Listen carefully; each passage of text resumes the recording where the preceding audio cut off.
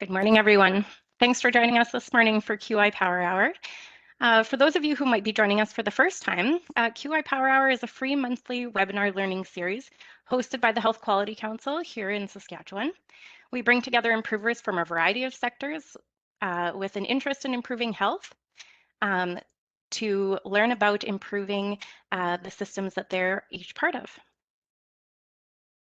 Before we get started, I just want to acknowledge that we are meeting today on Treaty 6 territory and homeland of the Métis.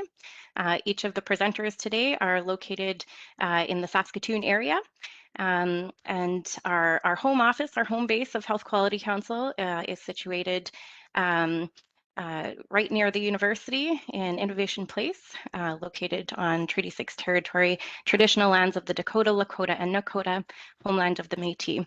And we wish to pay our respects to the treaties that were made on this land and acknowledge the harms and mistakes of the past and that continue to happen. We are committed to moving forward in partnership with Indigenous nations in the spirit of reconciliation and collaboration. So if you have to hop off for any reason, we know that we're still in the midst of a global pandemic. We appreciate you sharing your time with us, but if you do have to slip away, just know that this session is being recorded and will be posted to the Health Quality Council website under QI Power Hours following the event. We also invite you to check out past sessions. So all of our previous sessions are recorded and stored on the website there. And while you're on our website, we also invite you to sign up for our distribution list so you can stay in the know for all of our upcoming sessions. We typically hold 10 sessions a year, 1 session a month, except for August and December. So we'll look forward to seeing you at our next session. And over the past couple of years, we've been really delighted to see how this offering has grown, not only in our home province of Saskatchewan, extending out to sectors outside of the healthcare sector, but also across Canada and in fact internationally. So this is going to be a really hands-on session today. We have some excellent presenters, Jocelyn, Carla, and Glenda, who are all improvement leads with the Health Quality Council, and they really like to make things interactive. So you may have seen in the chat, Riley posted a note there about downloading a worksheet for today's session. The ladies will let you know that this is optional, but we invite you to check out the link that has been shared in the chat. And it's a fillable PDF, so you can work along through the session on that, or if you prefer, just get a pen and paper handy and you'll have time to work through your own complex challenge today. So they'll also be engaging with the audience through chat, so we just want to make sure that you know where to find the chat. So if you hover over the bottom of your screen, a toolbar should appear, and you can click on the message icon, and it will launch the chat panel to the right hand of your screen. And we'll just encourage you to send your message to everyone so that everyone can take part in the conversation and build off each other's comments. If you are active in the Twitter sphere, we also invite you to tweet out about today's session. You can use the handles QI Power Hour and HQC Sask and the hashtag QI Power Hour. And with that, I am happy to pass it over to our guest presenters today. Glenda, I believe you're kicking it off, and I will pass you the ball. Awesome, thanks, Chelsea. I'll just get set up here.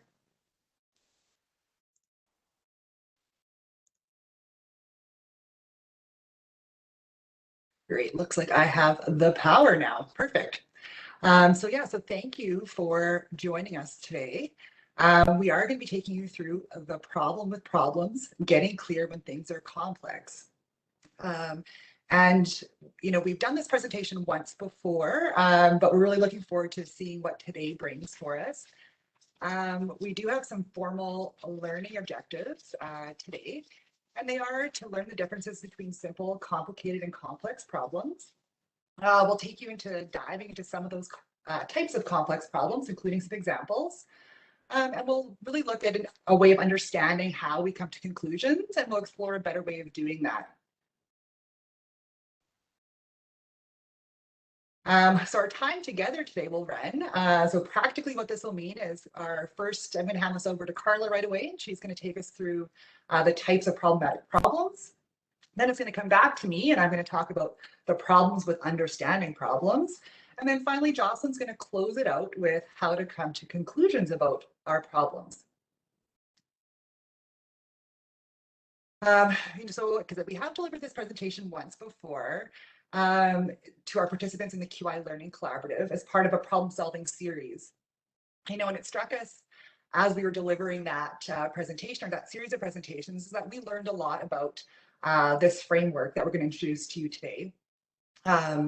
You will get the most out of the session today if you are thinking about a complex problem or a challenge that you have going on in your life right now. So that could be something personal or professional, but we're going to use that sort of to build on as we go through the session today. So with that, I'm going to hand this over to my lovely colleague, Carla, to take us away into learning about our problems. So Carla, I will pass you the ball here, I think.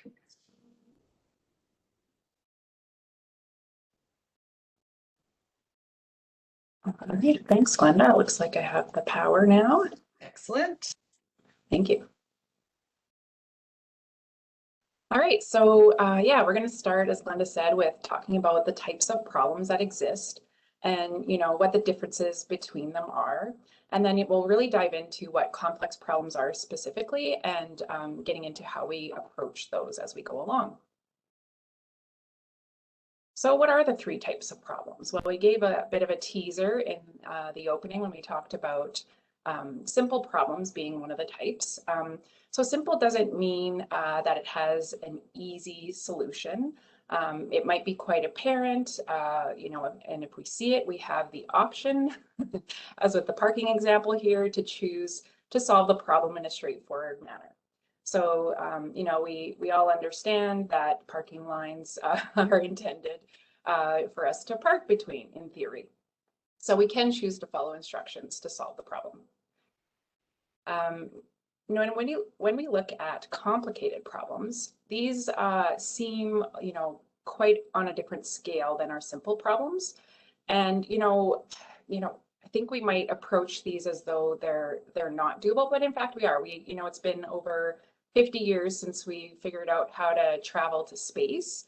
The solution wasn't easy to get there. It required a lot of work, a lot of expertise, a lot of people to figure out how to do, all the different moving parts, literally and figuratively. But, a sequence of instructions has been developed, and, it's something that we can do. With a pretty good degree of success. We generally don't crash our spaceships anymore. So complex problems, on the other hand, you can think you're doing everything right. And then spoiler alert here for those of you who are not hard into Star Wars like me, your child Anakin Skywalker turns into Darth Vader despite your best efforts. So the solution here isn't always known. There's no one set of rules or instructions that we can follow with raising a child. And if you have one kid, just have a second and you'll realize how quickly you need to change everything about what you're doing that you thought was working well before. So let's get into an example of each type of problem. So let's start with this one. What type of problem, and I'll ask you to join us in the chat with your answers here. What type of problem is baking a cake? Do we think it's simple, complicated, or complex?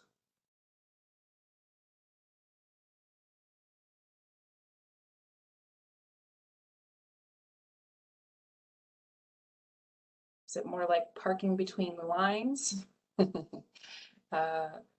More like getting a rocket to the moon, or more like raising a child? What do we think?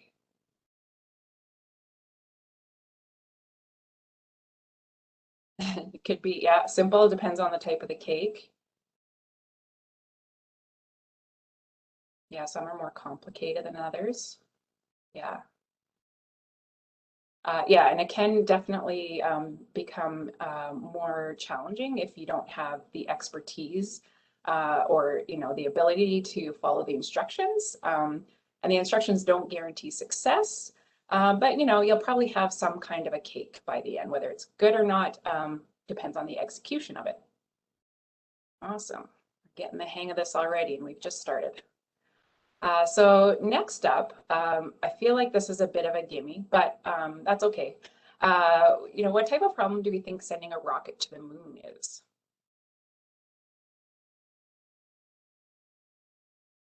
Waiting for your answers here. Oh yeah, we're all over this. Complicated.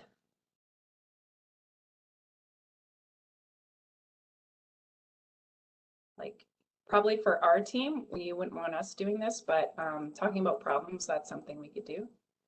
I've got one vote for complex here. Yeah, and so the reason that we would call this a complicated problem is that you can develop expertise in this, and you can carry out the mission with that expertise and all the instructions to follow.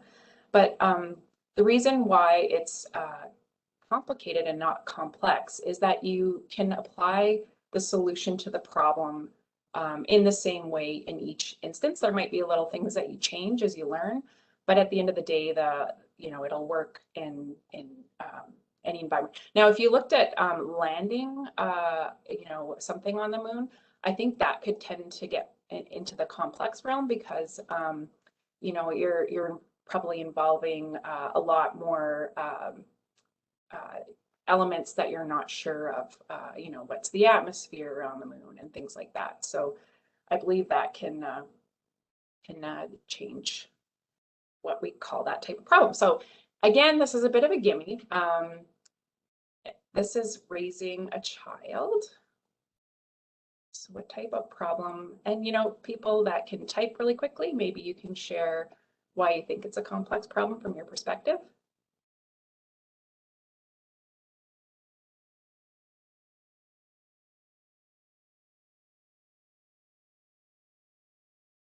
Yeah, it's complicated, yeah. But pretty darn complex, I would say, yeah. So let's dig into this a bit more because, it feels a little fuzzy still, I think, for us. So now we all brought a challenge with us today. So which type of problem is it that you think at this point that you're working on? And we'll check in back with you after we go through a bit more information, but where do you think you're at right now with the challenge that you're working on?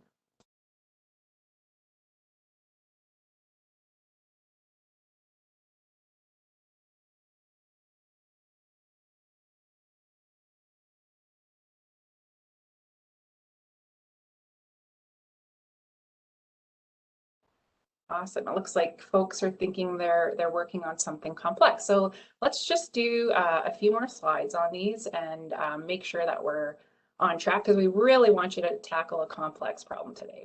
Nothing easy today, even though it's Friday. So, what we've established is that not all problems are created equal. And so what happens sometimes though is we approach them in the same way regardless of the type of problem, and that's why we run into trouble. So why do we do that? Why do we try to solve problems in the same way no matter what the complexity of it is? So it harkens back to our caveman and cavewoman days when life was basically finding food, finding shelter, and running if we saw a tiger, right? Those are pretty straightforward, at least, decisions that we would have to make. And there's not a lot to think about when a tiger is chasing you down and trying to eat you. So life was, I wouldn't say necessarily good, but it was, you could solve your problems in a linear manner at that time. Things did become more complicated over time. Through the industrial age, we started to get really clever. We started using machines and setting up, complicated processes. And so the problems were more challenging to solve. But generally, still in this time, our linear problem-solving approaches still worked.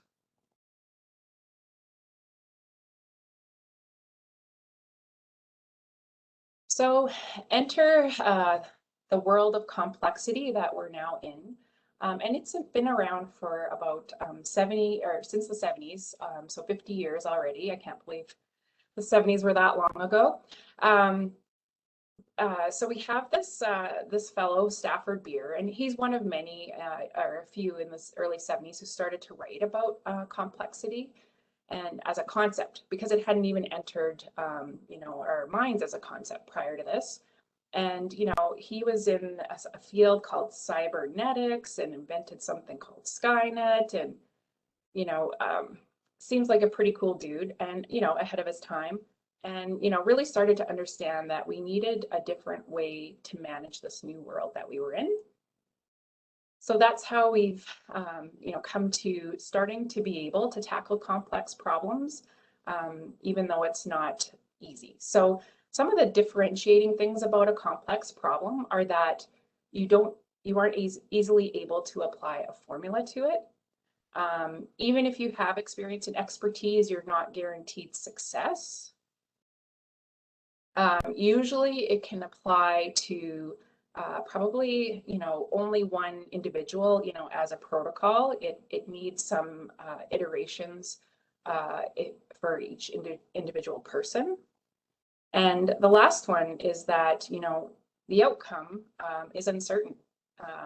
And so if you have, you know, Anakin Skywalker, you think he's going to turn out to be a good kid, and, you know, time and experience and life and all the things, and we have a totally different outcome than we expected.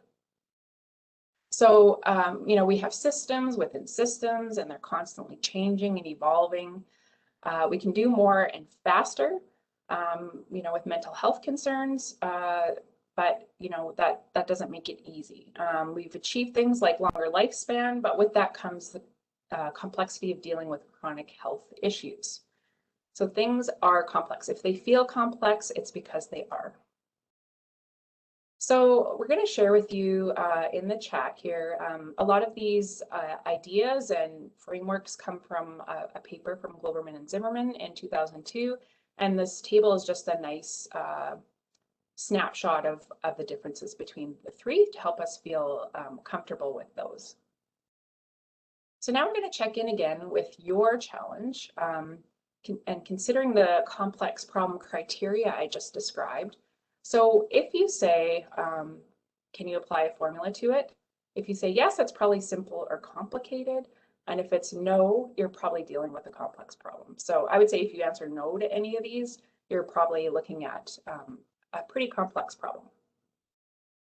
Yeah, the people ones are typically the ones that are going to be complex, for sure. So I'm curious if people want to share if they still feel, if they chose complex before, if they're still on track for that with these criteria. Still complex, yeah. And people who thought theirs were simple or complicated before, they might be upgrading now that they see these. Yeah. Fantastic. So why is the complexity of a problem such a problem for us?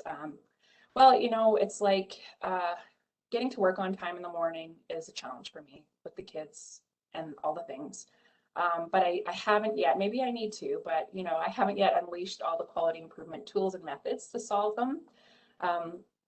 But, you know, when we're talking about emergency department flow issues, treating patients with a chronic illness, or improving primary care access, these are absolutely complex, and, you know, we're going to need that different approach that we're going to talk about today of how to solve those. So, you know, sometimes we approach things in that linear way, that simplistic way, and we think we've got something pretty straightforward to solve, and then it turns into this whole other level. Glenda, I know you've been through some recent home renovations, and I know you have an example for us on this. Well, and I think, I mean, I just tried to shut it down so it didn't escalate quickly, but I just was doing a flooring replacement, and you know, the initial flooring that I had selected, if I had gone with it, it would have, you know, I liked everything about it, but had I gone with it, that would have meant I would have had to change probably a lot of things like my paint color, my baseboard, like it would have really just spiraled and escalated quickly. So in that case, like you can see really like how things like a simple enough change of changing out flooring because it needed to get done could have really just like spiraled out of control. Yeah, home renos do that. It's not one thing. It's not ever one thing. That's why furniture is a bit safer. At least it's mobile. Right. Thanks, Glenda. So yeah, just kind of think about your problem and you know, where are you starting from? You know, maybe you've tried some things to tackle it. You know, do you think those were kind of linear approaches, or have you started to embrace the complexity of trying to solve that problem? So think about that as we go through some of the examples of the way that we typically approach problems. So, you know, here, sometimes we go to the simple solution. Saw a book called How to Solve 50% of Your Problems. So I bought 2 books. There's a solution. That's a solution. I'm not sure how that'll work out. So let's go into our types now. So the ambigram. This one's, you know, you're seeing the problem, and you know there's a problem, and others are looking at the same thing as you, but they might have a different perspective. Maybe it's not a problem for them, or maybe it's not their biggest problem. And so when you approach them about it, they're not with you, right? So that's what our ambigram looks like. The snowball. I know we can all just feel this one because you start out and you're like, like your Reno example, Glenda. It's just this little thing, well, not really that little, expensive. But then it just keeps getting bigger the more you like uncover the layers. It's like a, I don't know, it turns into like a stinky onion with a lot of layers, and instead of this tiny little cute snowball, right? Just keeps getting bigger and stinkier as you go. So the camouflage, this one, you know, seems like a problem, and you know, maybe it looks like what you should be tackling in the situation, but it turns out it isn't. And you may be wasting your efforts and valuable resources trying to solve it, and maybe it's actually something else that requires your attention. So the next type of problematic problem is the old hot potato. We've all been here. This is not my problem. This is not my problem. This is not my problem. And that's a pretty good sign that you're dealing with a complex problem if you're seeing nobody wanting to take sort of the lead on solving it. Oh, and we've all been on the Ferris wheel committee. You know, you feel like you're moving forward, things are happening, but every meeting starts and finishes the same, and you know, there's no progress ultimately, even though it feels like there is. It feels like you're getting somewhere.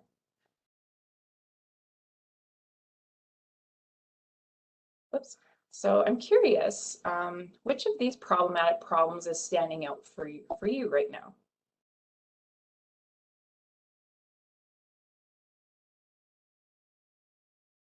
All of them. Ferris wheel for sure. Yeah, I feel like we've all been there. Yep, the snowball. We can pretty easily identify with these, I think. Awesome. Yeah, ambigram with a large team at work, and then you know, if people change along the way, then it feels like you're starting over, and they have a different perspective again on the problem, and it can get really complicated and complex as you go. So often, you know, the reason that these problems are complex and they stay with us, and you know, we try to take the straightforward approach and it doesn't work. The reason that happens is because we don't actually know what the problem is. We haven't taken the time to understand it. We don't know why we have this problem. We don't know who it's a problem for. We don't know how to solve it. We think we do, but we actually don't. And then we don't know when it's a problem. Maybe it's not a problem all the time.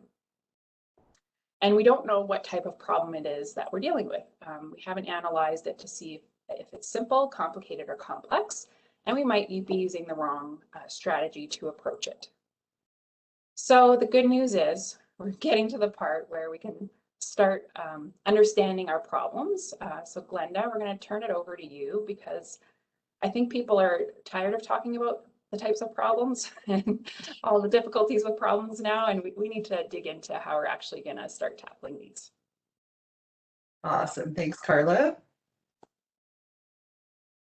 Steal the ball from you here. If I can, or do you might need to pass it to me?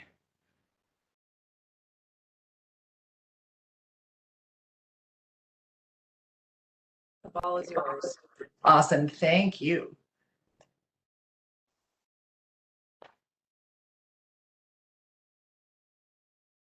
So now I'm going to go into some of the details around the types of, or like how we understand our problems. So Carla's done a good job of, covering the types of problems.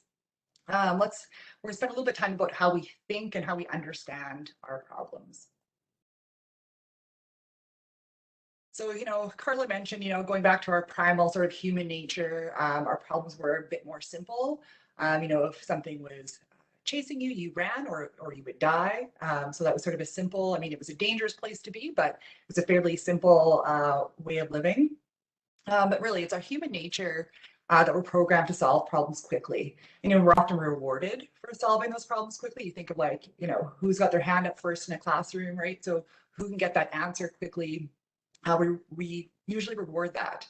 But, so in the case of that running from a predator, like that's a great thing, right? Like that's survival. That's a way that our species survived and went through the years. So it's straightforward, dangerous, but straightforward. But the problem is that that now things are more complex, like Carla explained. So, and part of that is we really need to start thinking about how we think about problems. So as the problems have changed and evolved, we can't just use one piece of information to form our conclusion or our problem statement. It really goes around to that, complexity of the problem.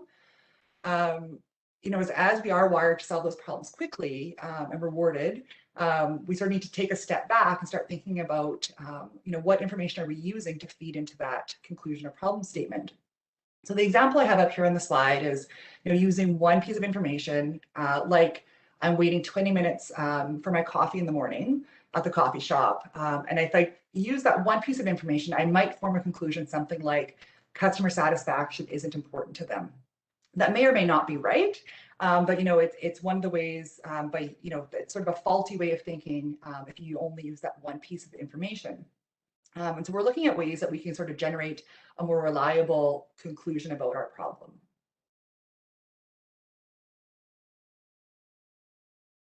So we do know that using one piece of information is less than ideal to help us come to a conclusion about the problem. But what can we do? What's ideal and what can we do instead? Well, we need to start with understanding how we think about these problems before we can get to that better conclusion, because research does show that there's a discrepancy between how we think and how we think we think. So we kind of get stuck in some ruts or patterns of behavior with our thinking. This discrepancy isn't intentional. We don't deliberately, we're not evasive about how we're thinking, but usually it's just we're lacking some self-awareness around how we understand we think. So now I'm just going to pop into this, this idea around the 7 fatal flaws of thinking. So this is one model that we use when we think about how we think about problems. I'm just going to use my annotation here just to sort of guide you through this, through these 7 fatal flaws. So the first one is leaping, which is really that knee-jerk reaction, jumping to conclusions. I'm sure we've all been there at some point. Fixation is the second. That's really sort of where you get into those blind spots or biases, sort of maybe a brain lock or a mental model. So you're really fixed on a solution there. Overthinking. I know many of us can relate to this overthinking piece. So it's really the knack of, creating a problem or overanalyzing. So you might be creating a problem that wasn't even there because you've overanalyzed it. You've maybe paralyzed yourself because you've sort of overthought and overcomplicated a problem. Satisficing is really the opposite of that overthinking. So it's sort of that desire to really just sort of, be good enough. Like this is a good enough option. It's sort of that, I think about when I was like car shopping recently, I was like kind of like overwhelmed by the choices. So I was just thinking like, you almost have this reaction that's like, oh, this is just good enough. Like I'm tired of looking at all these options. I don't want to overthink this. I just want to keep moving on. which can be trouble in itself, right? So then we move on to this downgrading idea. So it's sort of along that idea of, this, of satisficing, but it's a bit more premeditated, or you have sort of a backward revision of your goal. So this is like where you get totally disengaged, you abandon sort of that first problem or challenge that you had. You know, maybe in the idea of car shopping, maybe I decide I'm not going to buy a new car at all. Like I'm just going to be totally disengaged or abandon that idea completely. The not invented here idea is really interesting. I know I've seen this quite a bit in my healthcare career prior to working at HQC. You know, it's just kind of that resistance to concepts produced elsewhere. So this is where, you know, you like to reinvent the wheel as your solution to things instead of just, you know, taking what someone else has done and sort of making it your own. I know there was a story here that I was on a committee once where we worked on this one workbook for years when there was like a perfectly good workbook in another area that we could have just, you know, adapted and made our own. And self-censoring, well, that's the one where, you know, you can kind of get in your own way on this. So you maybe reject or stifle, you silence your own ideas. So now I'm going to just hand it over to you to think about, so using the chat, just which of those fatal flaws sound most like you? Like, is there one, you know, we probably have a few that we probably lean to more often, but what sounds most like you?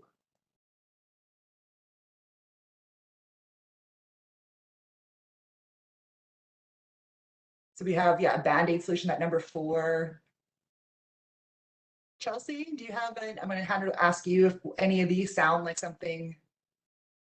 Oh man, it's humbling to think as you're going through the examples, I'm thinking, wow, I can think of probably times that I've engaged with each one of those, but my go-to flaw would be a hard number 3, overthinking, overanalyzing, overplanning. What are all the things that can go wrong? And let me come up with plans A through Z to tackle them all. Right. That's the Yeah. one that gets me. Thanks for sharing. I think you're right. We can probably get ourselves caught in any of those various flaws at various points in time. But yeah, it looks like we have quite a few overthinkers in the crowd here too. Some leapers, some fixations. A number 3, an overthinking with a sprinkle of the others. Yeah, great. Thanks, you guys. So, you know, it's really just to highlight that we're looking for sort of a Goldilocks spot here. So, you know, each of those 7 fatal flaws sort of impede us from getting to that Goldilocks spot of coming to a good conclusion about our problem. So, you know, on one end of the spectrum, we have a weak analysis where that's where that satisficing or downgrading comes in. And on the other end, we have, you know, analysis paralysis where you're overthinking and so nothing moves at all. So we're really looking to find a conclusion about your problem that lands somewhere in the middle there, so you're not blocking your own success. One way we can do that is to get to a better conclusion is to use this conclusion equation that you see up here on the screen. I'm just going to run through an example specifically around that kind of getting coffee example and see how it lands for you.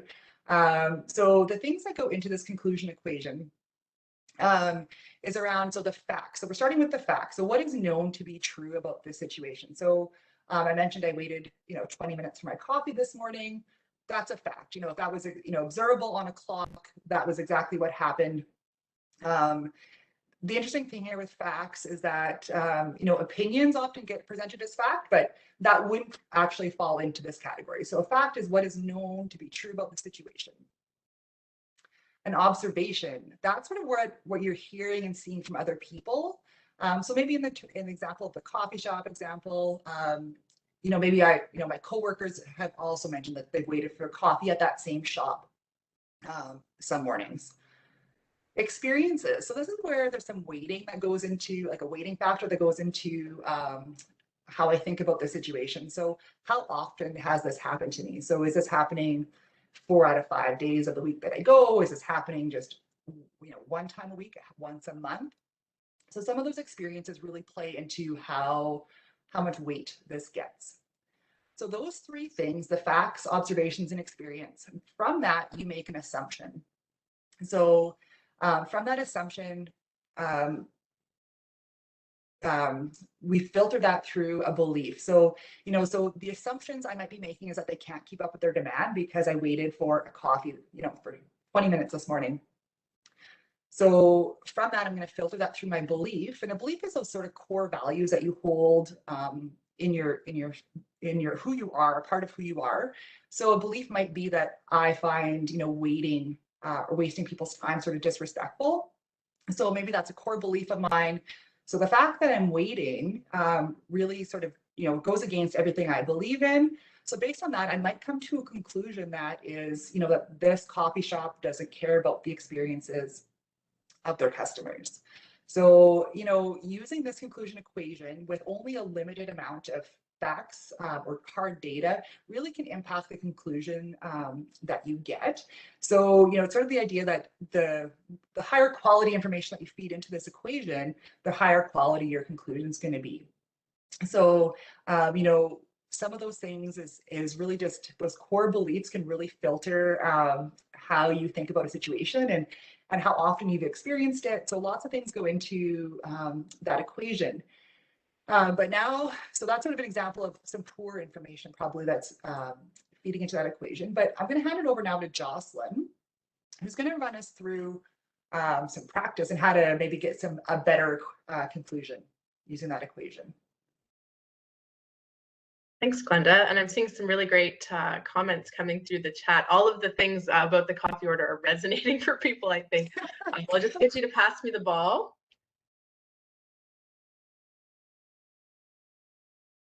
Excellent. Okay, so we're going to move into the practice time, and this is where I'll just flag as well that if you have that worksheet handy that we shared the link for earlier in our time together, you can dig that out. I think Carla's going to pop the link back in the chat here as well, just as an option. So this is going to be your chance to start to work through some of the process of getting clear on your problem and building your conclusion equation in the way that that Glenda just shared.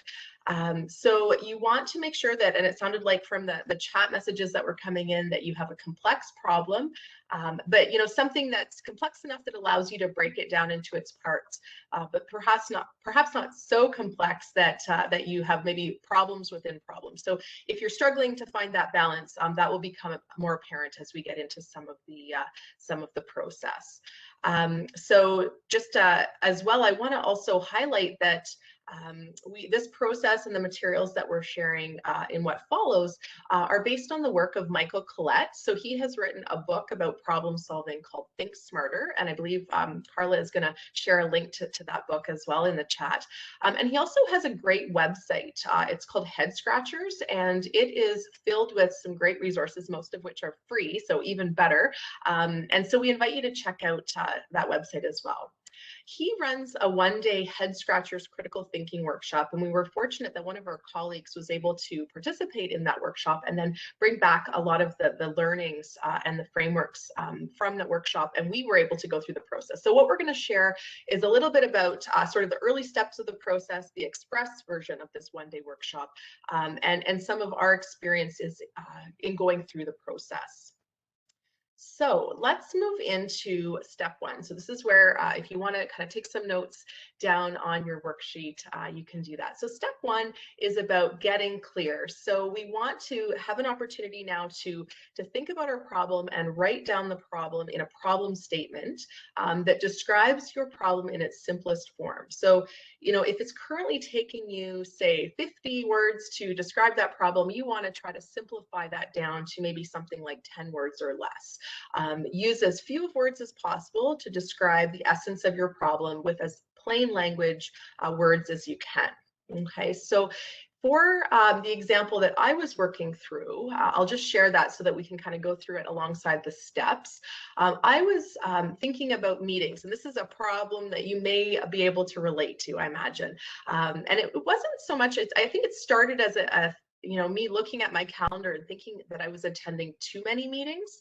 But what it actually became as I unpacked it further was a struggle with not so much how many meetings I was attending, but more about how the meetings I was attending didn't feel to be super effective.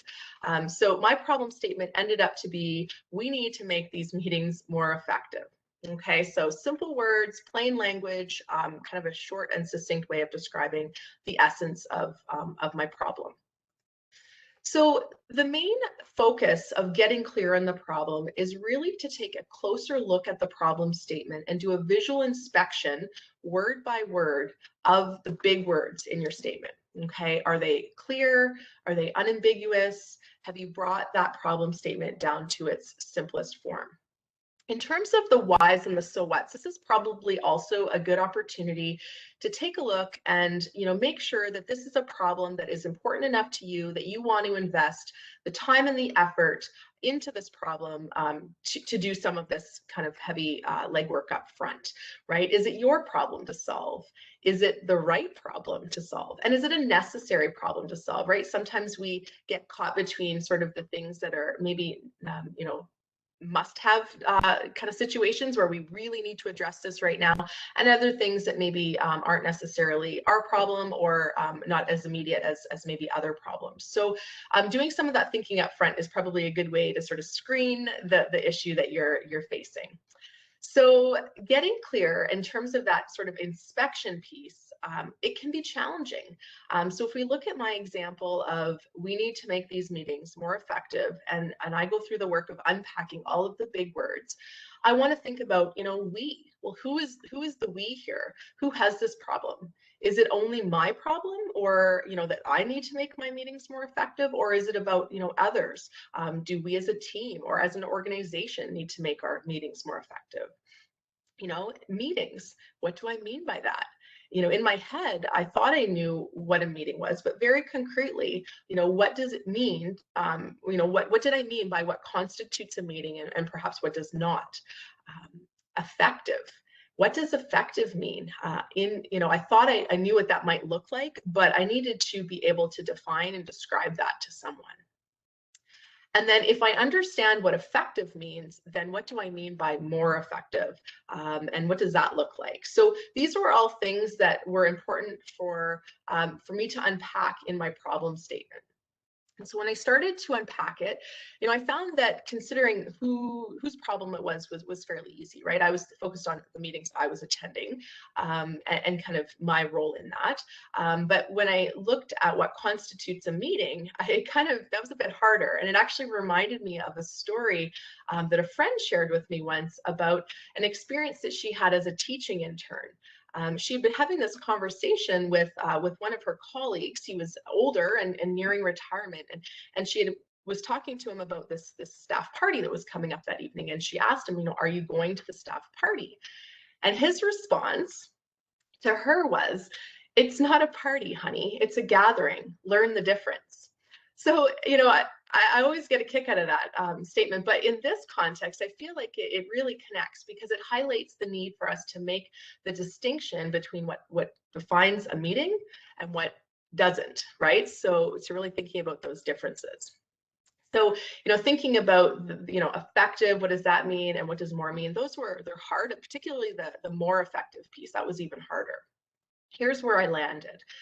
So for me, with the problem that I was addressing, I defined meetings as those with 3 or more people that were 30 minutes or longer, and that they had some sort of a work element to it, right? So a party, probably if you're talking about work, it's not in necessarily any purposeful way. So that's, I felt like that work element was really key to defining what a meeting was. In terms of effective, I define that as, producing some specific actions or takeaways where there maybe had some accountability tied into who was going to be leading in those areas, and that there was some productive sort of moving forward that was happening as well in the meeting. In terms of more, this is where I found this was a bit trickier and I wasn't quite sure, was it that we didn't have to rehash the same issues, from one meeting to the next, or was it really more about, being able to get the same amount of actions completed in less time? That's where I still had some question marks. But, in general, I felt like I had enough clarity on my problem statement that I could at least move forward to step 2.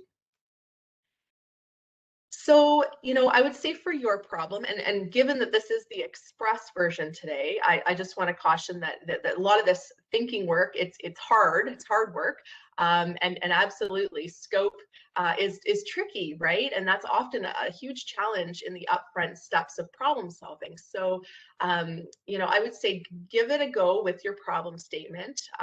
Think about those words and really challenge yourself to be very clear and in defining what each of those big words mean. So with that problem statement, we then can move into step 2, which is about building our conclusions. And this is the real meaty part that Glenda was starting to allude to with the graphic that she showed earlier. And not to underestimate the value of getting clear, because that's a critical piece, but this step of building your conclusions is really what helps us sort out what's behind the problem. What is contributing to our understanding of the problem, to why we think it's a problem.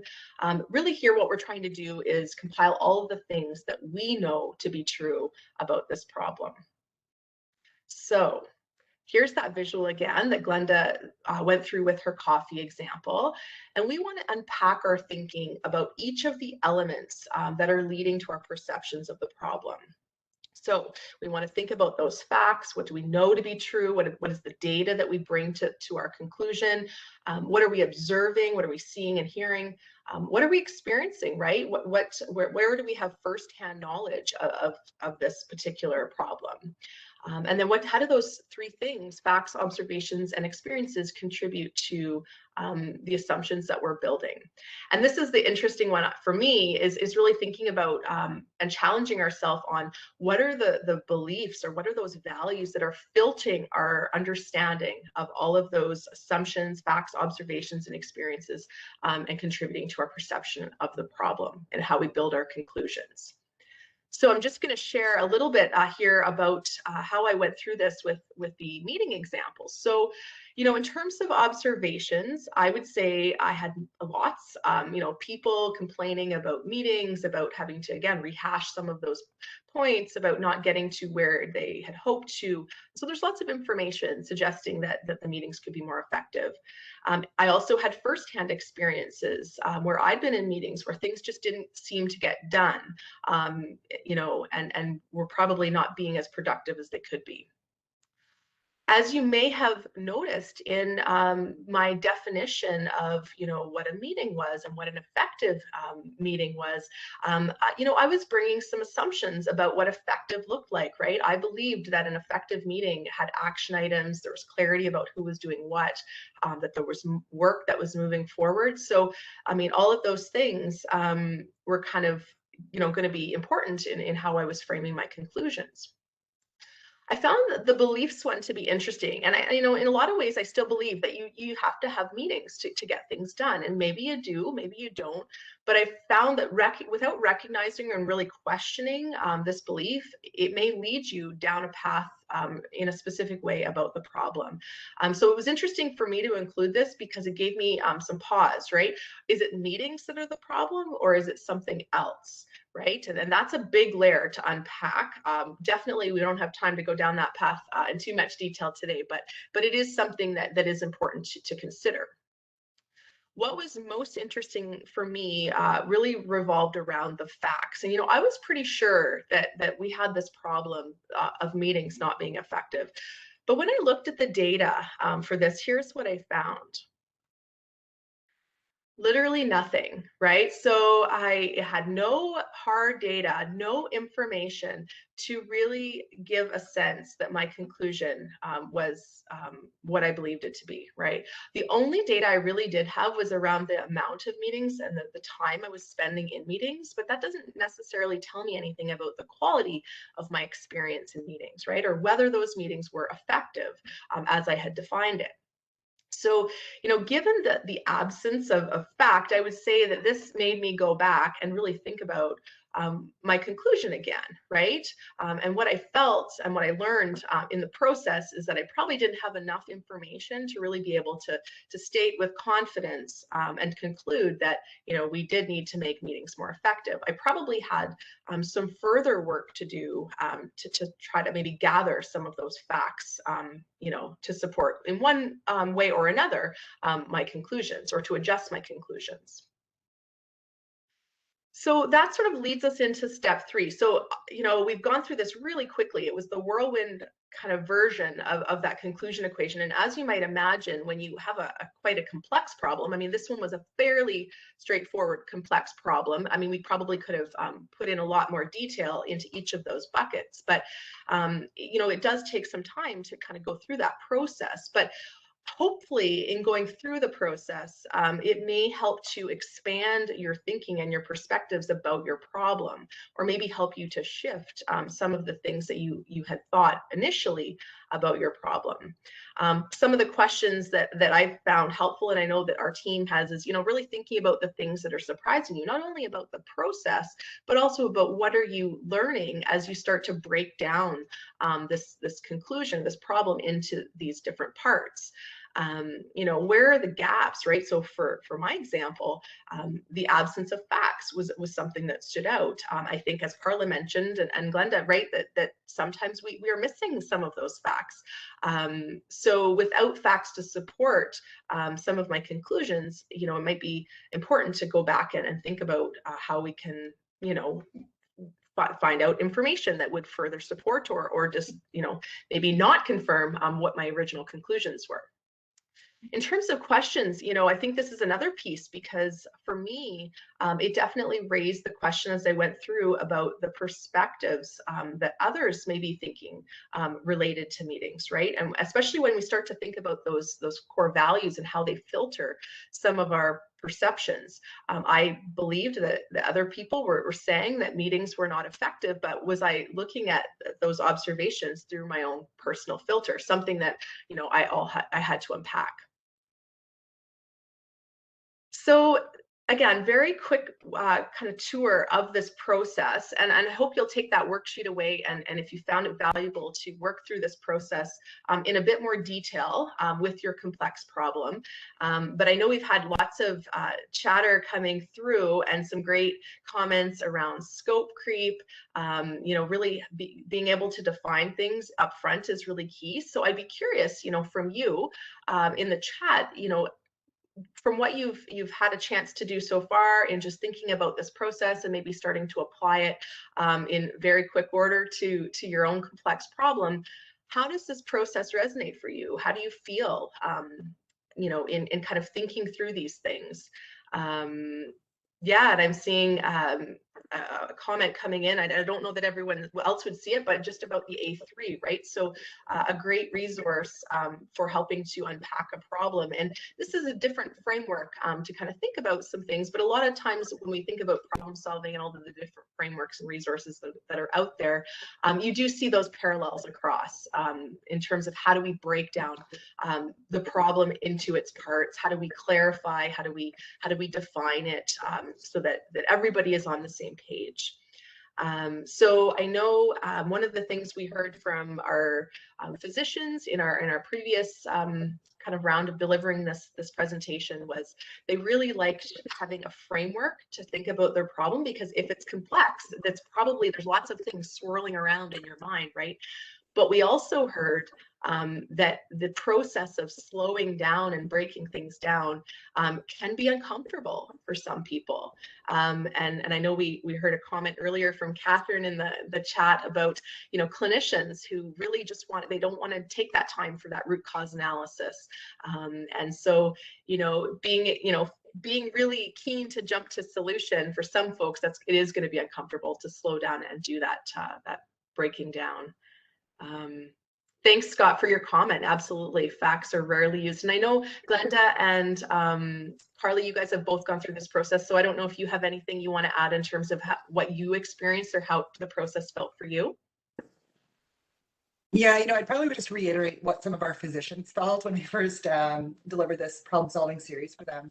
is that it felt pretty uncomfortable, like to really challenge your thinking and your beliefs on the filters that you apply to things. I think it just felt a bit uncomfortable. I think we all learned a lot, and I think we're continuing to learn. So it's really interesting, but yeah, it definitely had me in an uncomfortable situation. So, Carla? Yeah, I think what comes to my mind is, we might start to get into like, oh, I need some facts, I need some data, but sometimes we pick and choose the things that support our experiences, our observations, and our beliefs. So, it can feel like you're doing it, but it really is like considering all the facts, not just the ones that support your point of view. Absolutely. And I know we've had some great comments in the chat about just some kind of other resources and tools and frameworks that you find helpful. And so I would put that out to the group here. I think we come today as sharing one framework that we've just recently gone through that's been a little bit different, similar in some ways, but different in others, to other problem solving approaches that we've taken. So certainly are not experts. We're very much learners in this process. So if you've got some thoughts on things that are working well for you and things you've tried, feel free to share in the chat. We really would love to hear and learn from the group as well. Maybe I'll turn it back to Chelsea here at this point, just to kind of wrap.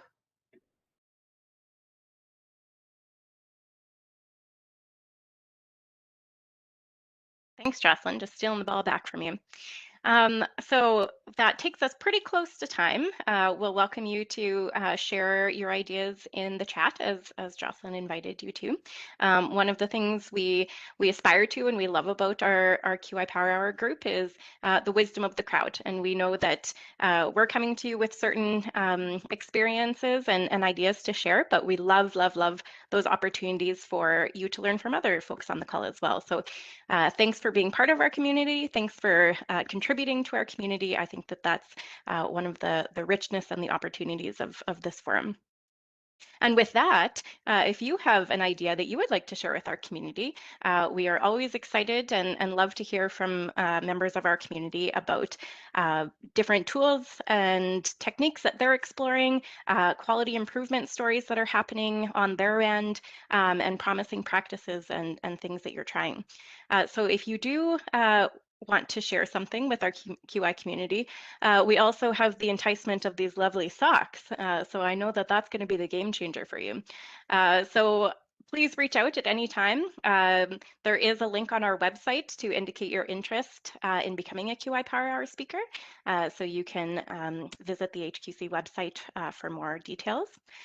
And as Jocelyn mentioned, we are very much practitioners, meaning that we are constantly practicing, meaning that we love feedback. So we invite you to share your feedback on today's session to help us continuously improve this offering. We want it to be valuable to the people who participate. So just a note that you might see this prompt come up when you close out of the WebEx today. Just know that it is a trusted site, so please feel free to click through that continue button and share your feedback with us. And with our final couple of minutes, I just want to let you know what's on tap for next month. So in recognition and celebration of National Indigenous History Month, we are going to be joined by Brad Bellegarde, who is a cultural diversity and Indigenous relation advisor with the City of Regina. But very interestingly, he also goes by the name of InfoRed. And is a nationally recognized hip hop artist, having performed live on national television, as well as Vancouver for the Cultural Olympics in 2009, and also for His Royal Highness the Prince of Wales and his wife, the Duchess of Cornwall, during their 2012 royal visit to Canada. So Brad has lots of different perspectives and insights to share. He'll be talking about strengthening Indigenous and non-Indigenous relationships through dialogue. So his presentation style is very engaging. He tends to weave in his personal experience through storytelling, and he'll explore the dynamic situations First Nations people have endured since contact. And in this webinar, you'll learn about basic protocols about Indigenous worldview in the Prairie provinces, learn about First Nations history, and gain a bit of understanding on how to initiate conversations with traditional knowledge keepers. So we do hope that you'll be able to join us. You can register for this session on our QI Power Hour website. Riley has shared out a link in the chat, and we'll look forward to seeing you again next month. Thank you so much, Glenda, Jocelyn, and Carla, for spending your time with us. Very much appreciated. And thank you to all of our participants today. Thanks for carving out the time to be intentional about your learning and to strengthen our community. So take care, everyone. Have a good weekend.